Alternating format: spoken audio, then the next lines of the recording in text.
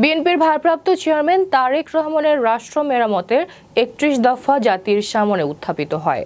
মঙ্গলবার দিনাজপুরের বিরল ও বোচাগঞ্জ উপজেলার বিভিন্ন হাট বাজারে লিফলেট বিতরণ করেছেন দিনাজপুর জেলা বিএনপির সহসভাপতি মোজাহারুল ইসলাম।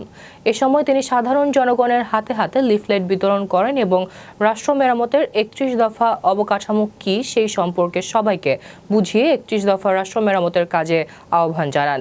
এছাড়া আগামী নির্বাচনে ধানের শীষে একটি করে মূল্যবান ভোট চেয়ে দেশ ও দেশের মানুষের উন্নয়নের লক্ষ্যে কাজ করে যাওয়ার প্রতিশ্রুতি দেন। লিফলেট বিতরণের সময় বিরল উপজেলা বিএনপির নেতৃবৃন্দ সবাই উপস্থিত ছিলেন। আমাদের জনগণের অধিকার, আমাদের নাগরিক অধিকারের কথা আওয়ামী লীগ বা পতিত সরকার কোনো চিন্তাই করেনি। এবং আমরা জাতীয়তাবাদী দল আমাদের লক্ষ্য হলো জনগণের অধিকার নিশ্চিত করার জন্য যা যা করা দরকার।